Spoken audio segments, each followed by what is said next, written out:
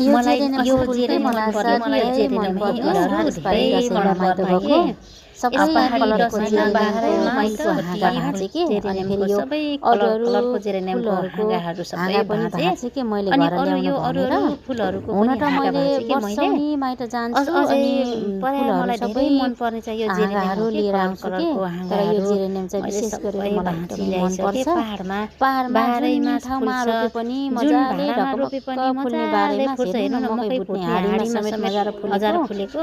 अनि अनि जहाँ पनि जुन रोपे पनि भाँडामा रोपे पनि मजाले मजाले फुल्ने, फुल्ने, स्याहार सुसार खासै गर्नु पनि हेरचाह पनि नपर्ने गर्न पाहाडमा। नपर्ने। तर फेरि तराई भेगमा तराईमा मैले मैले वर्षौनी ल्याउँछु। फुल ल्याउँछु तर अनि पनि जाडो महिनामा जाडोमा मजाले ढकमक्क फुल्छ, फुल्छ, गर्मी गर्मी मौसममा फेरि कति कति स्याहार स्याहार सुसार सुसार गर्दा पनि भटाभुटुक्कै मर्छ के के। मेरो।